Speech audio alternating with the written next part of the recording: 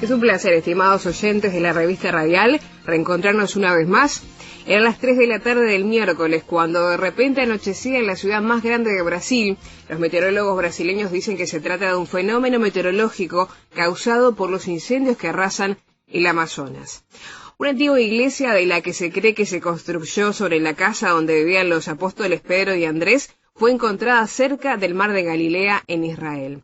Además, les contamos que se cumplen 80 años del discutido acuerdo entre la Unión Soviética y la Alemania nazi sobre si Stalin hizo bien o no en pactar con Hitler el 23 de agosto de 1939. Saludo a quienes me acompañan hoy. Pastor Alberto Díaz, ¿cómo le va? Siempre un gusto, una bendición estar con todos ustedes. Bueno, lo mismo decimos, Alberto. Y a Neises, integrante de Llamada de Medianoche. ¿Cómo estás, Ian? Bienvenido. Bien, ¿qué temas que tenemos hoy, no? Muy intensos, ¿no? Muy profundos y reflexivos también. Saludamos en la operación técnica a Carlos Morti y quien les habla, Victoria Pereira.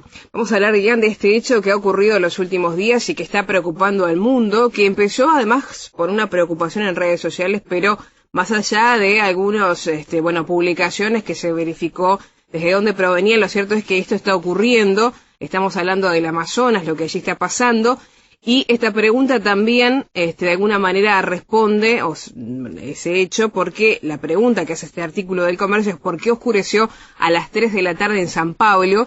Les contamos que el pasado lunes 19 de agosto, San Pablo quedó completamente a oscuras a las 3 de la tarde, un horario inusual para el anochecer, incluso en los días de fuerte invierno. El extraño fenómeno dejó sorprendidos a los brasileños que vieron como el centro de la ciudad y zonas aledañas quedaron en la oscuridad.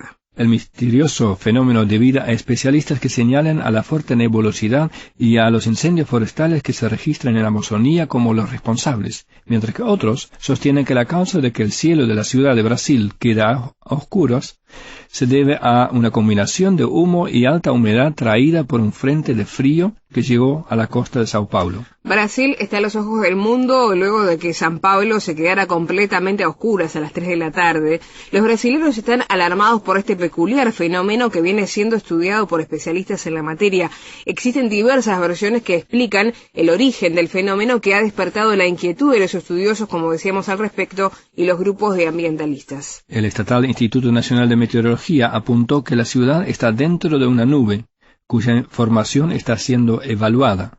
Por su parte, el Centro de Gerencia de Emergencias Climáticas señaló que, como causante, al tiempo húmedo y a la entrada de aire de origen polar, conocido como frente frío. Mientras que Francisco Vilela, meteorólogo del INMET, consideró en declaraciones al portal G1 de la cadena Globo que material en partículas oriundo del humo producido por los incendios silvestres que se registran en Bolivia, Paraguay y los estados de Mato Grosso y Mato Grosso del Sur, combinado con el frente frío, causaron la oscuridad. Sin embargo, el también estatal Instituto Nacional de Pesquisas Espaciales, INPE, indicó que los satélites monitores del clima en el país no verificaron la influencia de los incendios en el aumento de la nubosidad que tomó cuenta de Sao Paulo. La meteoróloga del INMET, Elena Turón Balbino, apuntó que una nube muy baja y profunda formada por los vientos marítimos del sur y sudeste se tornó más oscura de lo normal y por eso envolvió literalmente a la ciudad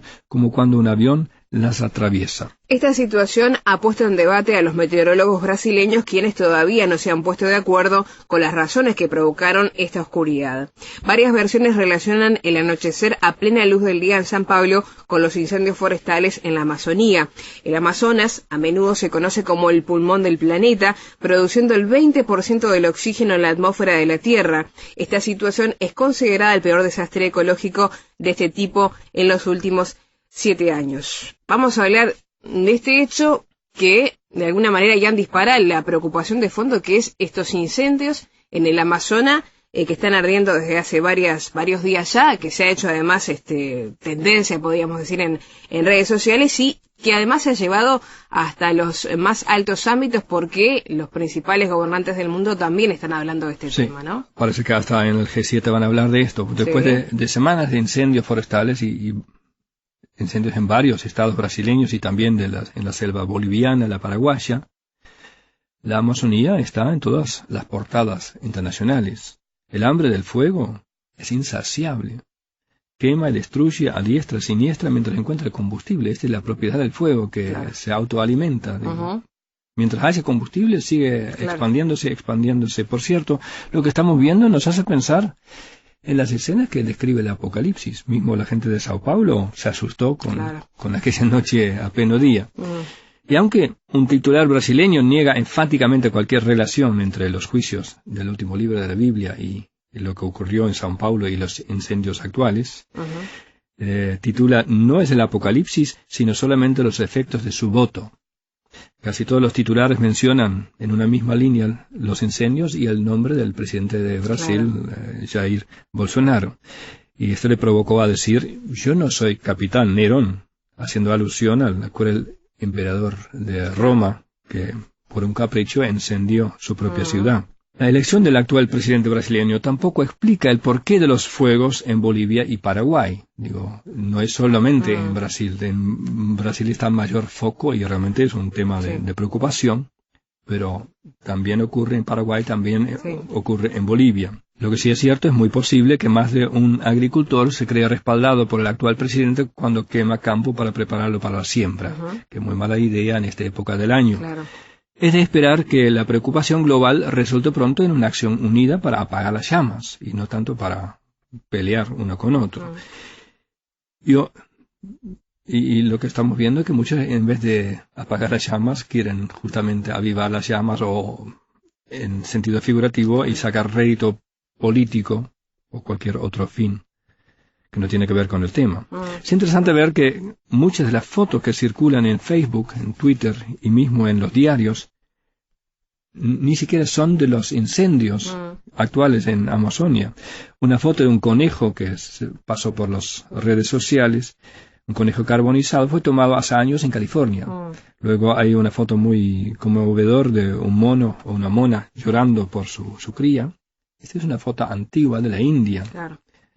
Con esto no quiero sacar seriedad del tema, al contrario, es tan serio el tema que igual me hace pensar en el Apocalipsis, por más que algunos dicen que no tiene nada que ver con el Apocalipsis. Llama poderosamente la atención de que estamos en condiciones de destruir nuestro planeta, sea con armas nucleares, con pestes biológicos, a través de contaminación del agua potable, o en este caso incendiando nuestros recursos naturales. La oscuridad de Sao Paulo a las 3 de la tarde, que no era humo sino, según lo que leímos del servicio INMET, una combinación de un frente frío con partículas de los incendios, oscuridad a las 3 de la tarde me hace pensar a otra oscuridad que duró hasta las 3 de la tarde, de lo cual leemos en el Evangelio de Lucas, donde Lucas describe la crucifixión del Señor Jesús, y era una oscuridad apocalíptica, porque Apocalipsis en realidad quiere decir revelación. Dios revela en el libro de Apocalipsis las cosas que van a suceder, y revela más que nada también la gloria de Cristo. Que al final del libro de Apocalipsis vemos a Jesús en el trono. En la crucifixión también hubo un periodo, un lapso de oscuridad de 3 horas que comenzó a las 12 del mediodía, al punto donde el sol debería estar en el cenit, oscuridad completa, hasta las 3 de la tarde. Cuando era como la hora sexta, que son las 12, hubo tinieblas sobre toda la tierra hasta la hora novena, y el sol se oscureció y el velo del templo se rasgó por la mitad. Entonces Jesús, clamando a gran voz, dijo: Padre, en tus manos encomiendo mi espíritu. Y habiendo dicho esto, expiró. Ahí se ve en esta oscuridad revelado el amor de Dios. Dios apartó el rostro de su Hijo, que ocupó nuestro lugar en la cruz del Calvario. Él pagó el precio que nosotros teníamos que haber pagado por nuestros pecados, por nuestros yerros, y Él abrió el camino hacia Dios. Y esto lo demuestra, lo revela también este velo del templo que rasga de arriba hacia abajo. Este velo del templo marcaba la separación que había entre Dios y la persona que venía a adorar. Tenía que pasar por un montón de ritos para por fin poder dirigirse a Dios en oración, para poder conseguir el perdón de Dios. En el momento que el Señor Jesús da su vida en el rescate por todos nosotros, Él, siendo el sacrificio perfecto, abre el camino a Dios, y este velo que marcaba la separación se rasga, y de arriba hacia abajo. Dios abre el camino hacia nosotros. No somos nosotros que abrimos un camino hacia Dios, sino Dios es el que nos buscó y nos vino a salvar.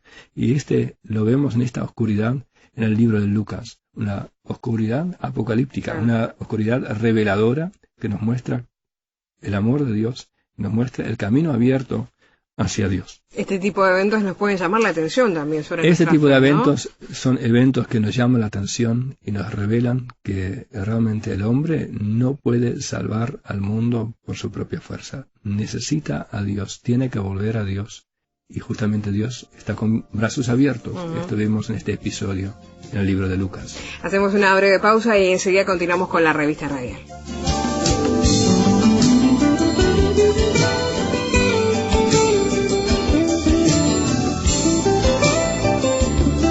Continuamos en la revista radial. Nos vamos a referir a este hallazgo realizado por arqueólogos que han buscado la Iglesia de los Apóstoles durante años. Esta información la vamos a tomar de CNN en español. Dicen que la han encontrado cerca del mar de Galilea. Este artículo señala que una antigua iglesia de la que se cree que se construyó sobre la casa donde vivían los apóstoles Pedro y Andrés fue encontrada cerca del mar de Galilea en Israel. Un grupo de excavadores afiliado al Kinneret College en Israel, el Naicac College en Nueva York y el Centro para el Estudio del Judaísmo Antiguo y los Orígenes Cristianos dijeron que hicieron el descubrimiento en junio. Se cree que la iglesia es del período bizantino, según un comunicado de prensa del centro, y fue encontrada cerca del estuario del río Jordán en la costa norte del mar de Galilea. Los arqueólogos han estado excavando el sitio durante 4 años y necesitarán otro año para excavar por completo los restos de la iglesia, según dijo Stephen Notley, profesor del Nuevo Testamento en el Nyack College, que escribió en un blog sobre la excavación. La iglesia, dice en ese blog, o en ese artículo, de los apóstoles, como hemos comenzado a llamarla, construida sobre la casa de Pedro y Andrés, debe haber sido una estructura magnífica, escribió Notley. Tomará otra temporada descubrirlo por completo. El grupo desenterró un piso de mosaico que Notley llamó prueba clara de que la iglesia estaba aquí en la era bizantina. La existencia de la iglesia fue mencionada en los viajes de un obispo bávaro llamado Willibald, quien pasó por el área alrededor del mar de Galilea en el año 725. En su camino, pasó por un lugar llamado Betsaida, donde vio una basílica construida sobre la casa de Pedro y Andrés, según el comunicado de prensa del Centro para el Estudio del Judaísmo Antiguo y los Orígenes Cristianos. Las habitaciones del sur de la iglesia, parte del complejo de un monasterio, son las únicas partes que se han excavado hasta ahora. Según la Biblia, Pedro y Andrés fueron hermanos y los primeros discípulos de Jesucristo. Los dos estaban pescando en el mar de Galilea cuando Jesús les pidió que se unieran a su ministerio. Pedro y Andrés dejaron sus redes y lo siguieron, recuerda el pasaje del libro de Mateo. Vamos a estar conversando junto a Alberto Díaz sobre este hallazgo que, como decimos, Alberto, siempre celebramos cuando hay un hallazgo de estas características, pero también tenemos cierta prudencia, ¿no?, a la hora de analizarlo, de informarlo y confirmar si así realmente ha sido, ¿no? Sí, pienso que es lo mejor, es lo más sensato. Uno no puede dejar de reconocer que los arqueólogos han buscado esta iglesia de los apóstoles durante años, como acabas tú de leer en esa información, pero cuando un cristiano lee estas noticias debería ser como los cristianos de Berea. ¿En qué sentido? Dice la palabra de Dios en el libro de Hechos 17:11, y estos eran más nobles que los que estaban en Tesalónica, pues recibieron la palabra con toda solicitud, escudriñando cada día las Escrituras para ver si estas cosas eran así. Entonces, qué importante que es que abramos la Biblia y que estemos corroborando a ver si lo que escuchamos es conforme lo que está escrito en la palabra de Dios. Se cree que esta iglesia es del período bizantino, se cree que fue hallada cerca del estuario del río Jordán, en la costa del norte del mar de Galilea, pero nunca uno debe dejar de corroborar lo que dice la Escritura. Por eso hay que abrir la palabra, y yo les invito a nuestros oyentes a que abran su Biblia en el libro de Mateo, capítulo 4, versículo 18, y que leamos juntos. Dice la Escritura: andando Jesús junto al mar de Galilea, vio a 2 hermanos, Simón llamado Pedro y Andrés su hermano, que echaban la red en el mar porque eran pescadores. Y en el versículo 19 dice la Escritura algo notable: Jesús usó 10 palabras y les dijo: venid en pos de mí y os haré pescadores de hombres. Estimado oyente, ¿abrió ya su Biblia? ¿Está verificando que esto que estoy leyendo es la palabra de Dios? ¿Qué tenemos en este pasaje como una enseñanza práctica para nuestra querida audiencia? Un cuadro de la elección, un cuadro de la soberanía de Dios. ¿Por qué? Porque dice la Escritura en el versículo 18 de Mateo 4 que Jesús vio a estos dos hermanos, a Simón llamado Pedro y a Andrés su hermano, que echaban la red en el mar porque eran pescadores. Y les dijo estas 10 palabras: venid en pos de mí y os haré pescadores de hombres. Jesús ve, Jesús llama. Jesús llamó a estos dos hombres comunes, hombres trabajadores, pescadores, hombres de oficio. Y Jesús les dijo: vengan en pos de mí y os haré pescadores de hombres. Síganme y yo os haré que en vez de pescar peces, pesquen almas para la gloria de Dios. Usarán su oficio, solo que en vez de pescar peces, ahora van a pescar almas. ¿Qué otra enseñanza podemos sacar de este pasaje? Que Dios llama a gente sencilla, gente de oficio, pero también a gente que está ocupada. ¿Y cómo respondieron estos hombres a ese llamado de Jesús? Dice el versículo 20, ellos entonces, dejando al instante las redes, le siguieron. Y nuestro desafío para hoy es: ¿y qué vas a hacer tú, oyente, cuando escuches la voz de Cristo? ¿Seguirás indiferente o responderás a ese llamado irresistible del Señor Jesús y le seguirás?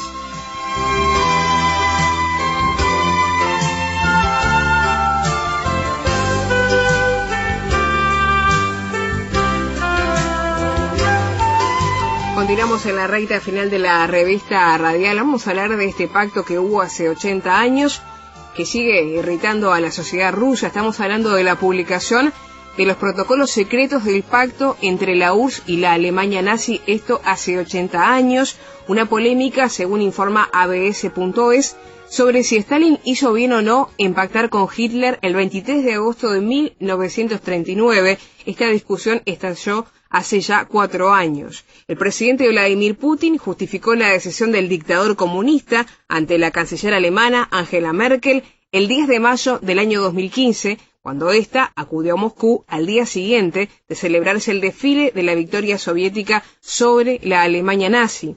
Ahora, cuando se cumplen 80 años de aquel discutido acuerdo que coincide con la salida a la luz de los protocolos secretos anexos al documento, la controversia se ha agravado.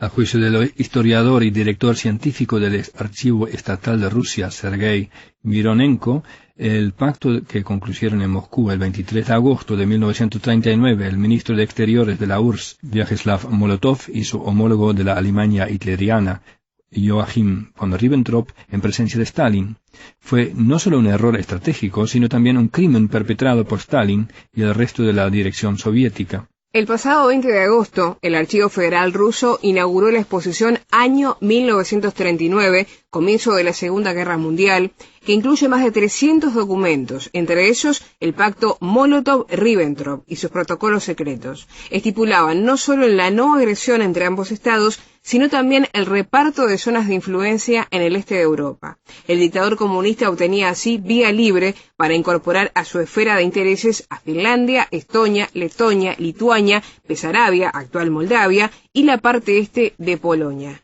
De ahí, según considera el economista y político liberal Grigory Yavlensky, que la actual Polonia y las 3 repúblicas bálticas sean tan sensibles a lo sucedido en Ucrania, en alusión a la anexión de Crimea y al intento de la partición del país mediante la ayuda rusa a los separatistas de Donetsk y Lugansk. La enciclopedia soviética, al igual que la historiografía de la época comunista, sostiene que Stalin pactó con Hitler para garantizar la seguridad de la URSS y ganar tiempo al contar supuestamente con unas tropas todavía incapacitadas para enfrentarse al ejército nazi. Los detractores de los intentos de reescribir aquellos acontecimientos por parte de los historiadores fieles al Kremlin creen que si en 1939 la URSS hubiese declarado la guerra a Alemania, Hitler no hubiera podido llevar a cabo la invasión de Polonia, ni ocupar Francia, y menos aún haber atacado a la URSS 2 años después. Pero Stalin prefirió pactar con Hitler para satisfacer su afán expansionista. Estamos hablando entonces, Jan, de un pacto que dio inicio a la Segunda Guerra Mundial, podríamos decir, aunque siempre que se analizan este tipo de eventos hay toda una serie de hechos previos para que se dispare, y simplemente esto es, entre comillas, una excusa para que dé inicio. Pero estamos hablando de una de las peores guerras que vivió la humanidad. Era toda una coyuntura, pero este pacto secreto que se firmó en el 23 de agosto, hace 80 años, creó las condiciones para justamente el inicio de la Segunda Guerra Mundial. Hecho que conmemoramos el próximo 1 de septiembre. El comienzo de lo que fue probablemente la matanza más grande de la historia de la humanidad. 64 millones de personas perdieron la vida en los próximos 6 años. Uno podría pensar que hubiera sido un desconocimiento de los planes bélicos de Nazi de parte de Stalin, que quiso firmar este tratado, pero el precio que cobró Stalin y que pagaron Polonia y los estados bálticos demuestran lo contrario. Detrás de este pacto se escondían los cálculos maléficos tanto de la Alemania nazi como de la Unión Soviética.